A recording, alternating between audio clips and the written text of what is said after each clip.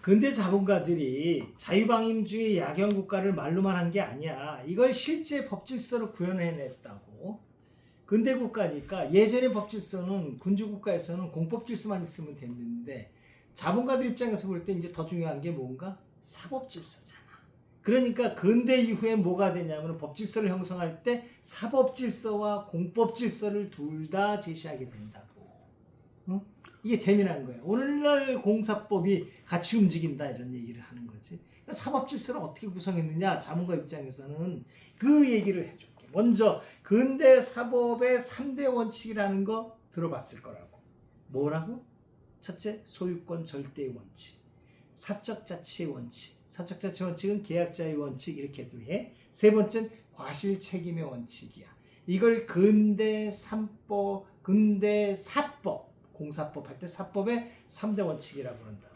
이 원칙이 뜻하는 걸 한번 좀 보자고. 왜 이게 3대 원칙이 됐을까? 이런 걸 생각하면은 인간이 살아갈 때 뭐가 필요한지를 알 수도 있고 이 셋으로 왜 정리됐을까를 한번 생각해 보자고. 첫째, 소유권 절대의 원칙이야. 이건 뭐냐면 내 거 침해하지 말라는 거지. 그걸 내 거라는 말을 소유권이라는 말로 표현한 거지. 그래서 사실은 우리가 첫 시간에 공부했듯이 오늘날 법은 다 모든 걸 네 거 내 거로 나눴다고 그랬어. 소유권은 물건을 전부 다 내 거로 지배하는 거를 권리를 소유권이라고 그런단 말이야. 그뿐만 아니고 이 소유권의 저기는 내 신체에 관한 건 누구 거야? 내 거니까 이것도 내 거. 우리 신체의 권리. 생명권 내 거. 신체의 권리. 정신, 말할 수 있는 표현의 자유, 양심의 자유 이런 게 다 내 거다, 내 권리다 이런 뜻이고 이런 뜻으로 해서 소유권 절대 원칙은 뭐야? 네 거, 내 거를 완전히 구분해 주는 원칙이라는 뜻이지. 굉장히 중요하잖아. 근데 문제는 뭐냐? 여기에 절대자를 붙였다는 거지 그 당시에. 절대자를 붙이면 뭐야? 다른 사람이 침해하지 못한다라는 거야. 우리가 지난 시간에 본 게 있지. 프랑스 인권선언에서 자유는 다른 사람의 자유를 침해하지 않는 한 자유롭게 행동할 수 있다고 그랬잖아. 그거 뭐야? 많이 가지면은 다른 사람이 내 거를 못 침해한다는 거지.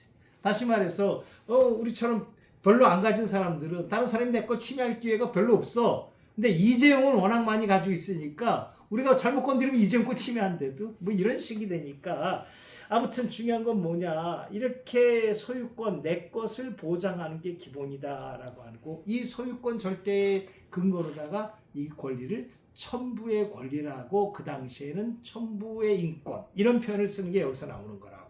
그때 이제 근대 철학자들이 주로 이런 것들을 갖다 뒷받침했다고. 그 당시의 책들을 보게 되면은 천부의 소유권에 관해서 많은 이야기들이 나오는 걸 알 수가 있어.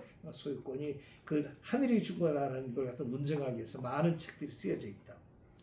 자, 아무튼 이렇게 해서 내 건 침해하지 말라. 자본가들의 내 거를 건드리지 마. 노동자들 내 거 훔치면 어떻게 된다? 너 교도소 보내는 거야. 네 책임이 질 거야. 이런 뜻으로 다 이거 봐야 되는 거야. 내 거 건드리지 말라. 두 번째, 사적 자치의 원칙. 계약 자유의 원칙이라고 하는 거지. 이건 뭐야?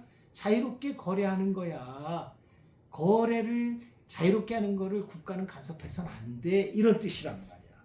각자 자유롭게 거래한다. 근데 문제는 뭐야? 현실이 독과점이잖아. 이거는 실질적 내용은 뭐냐? 독점을 형성한 사람이 내 멋대로 자유롭게 거래할 수 있다는 뜻으로다가 이거는 현실적인 의미가 그렇게 된단 말이야. 그러니까 오늘날 우리가 근로기준법에 최저임금제를 설정한다든지 근로시간을 뭐 주 40시간으로 제한한다든지 그럼 뭐야? 그거를 자유롭게 못하잖아. 나는 최저임금 밑으로 다 계약할 수 있어. 근데 법으로 다 못하게 만들어 놓은 거야.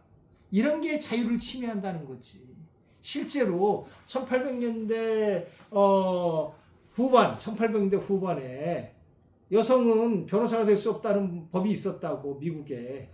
근데 미 연방대법원에서 뭐라고 그랬는 줄 알아? 그 합헌이라고 그랬다고. 여성들은 그런 지저분한 일을 처리하면 안 된다는 이유로다가. 그리고 계약을 할 때 빵 공장에서 학생이 노동시간을 갖다 열몇 시간은 그걸 다 근무를 못하도록 계약을 못하도록 했다고 그 위헌 냈다고 미 연방법원이. 왜? 계약의 자유를 침해한다고. 바로 이런 것들이 그런 걸 뜻한다고. 근데 현실에 보면은 독과점 시장이 많잖아요. 오늘날 법은 어떻게 돼? 이러한 계약자의 원칙이 절대적인 건 아니야라고 오늘날 말하는데 근대는 이게 절대적으로 보장돼 있었단 말이야. 그렇다면은 이 계약자의 원칙, 사적 자치 원칙이 근대사에서 어떤 역할을 했을까?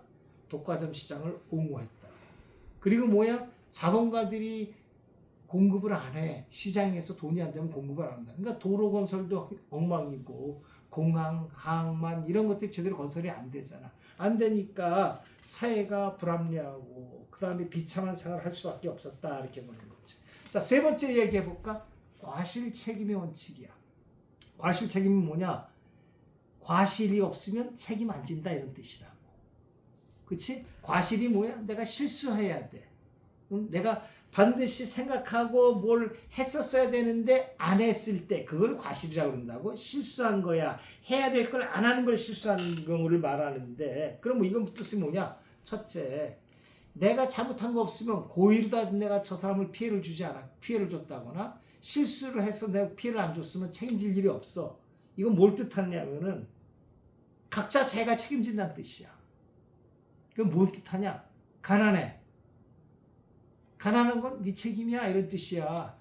사회가 책임질 일이 없다는 뜻이지. 왜냐? 내가 너 가난하게 만들었어? 아니잖아. 내가 너 가난하게 만드는데 실수한 거 있어? 아니잖아. 너 계약했잖아. 아까 말했듯이 독과점 시장에서는 계약했을 뿐이야. 네 자유로. 누가 하라고 그랬어? 강제 안 했어? 네가 하고 싶어서 한 거잖아. 그리고 네가 가난해진 거야. 네가 책임져. 돈 가졌다고 내가 왜 책임져? 다시 말해서 사회의 양극화, 빈익빈, 비익비 문제에 관해서 개인 책임을 논할 뿐 사회적 책임은 없다라는 이론이 이 과실 책임의 원칙이 된다고 말이야. 다시 말해서 내가 부자 됐는데 너한테 빚진 게 뭐가 있냐라고 하는 거지. 뭐 이런 식으로 다 나온단 말이야. 게다가 이런 것들이 발전을 해가지고 우리나라 같은 경우는 모두가 있느냐? 또 책임의 범위가 손해만 물어주면 돼. 미국이나 이쪽만 가도 뭐가 있냐면 징벌적 손해배상이라고 해서 과실이 아니라 고의로다가 다른 사람의 권리를 침해하거나 잘못했을 경우에는 손해가 100인데 배상할 때는 300, 500, 1000도 배상하게 이런 징벌적 손해배상이라는 게 있다고. 그건 고의로. 다시 말해서 담배 소송이 그런 거지. 담배를 피면 죽을 수 있다는 거를 이미 담배 회사는 알고 있었어. 실험을 통해서. 근데 그걸 숨겨. 그리고 뭐만 선전해? 담배가 좋고 향기롭고 인생을 풍요롭게 한다는 것만 선전한다고. 알면서도 돈 벌기 위해서 숨겼다. 그러니까 넌 고의로다가 해약을 팔았다 그래가지고 담배 소송에서 사망한 사람이 승소한 적이 있다고. 그래서 그때 몇만 배를 받아낸 적이 있다고. 그런 적이 있고. 아무튼 게다가 또 뭐도 있냐면은 손해만 배상하게 되니까 어떤 문제가 있냐면은 손해를 입증을 누가 하냐면은 피해 입은 사람이 입증해야 돼. 그러면 뭐냐? 입증을 다 못하면은 손해가 100인데 얼마만 손해배상을 받냐면 60이나 70만 받아. 이런 세상에서 누가 유리할까? 나쁜 놈들. 가해자들이 유리하잖아.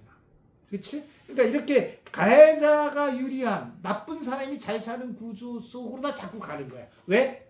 돈 가진 거를 옹호하기 위해서. 돈 가진 걸 뺏기지 않게 하기 위해서. 이게 근대 사법의 3대 원칙이 가지는 문제점이라고. 오늘날은 이런 것들이 조금씩 변형이 되는데 그 변형되는 내용은 이제 현대 국가에서 이제 이야기하기로 하고. 그러면 일단 여기서 한번 좀 잠깐 쉴까?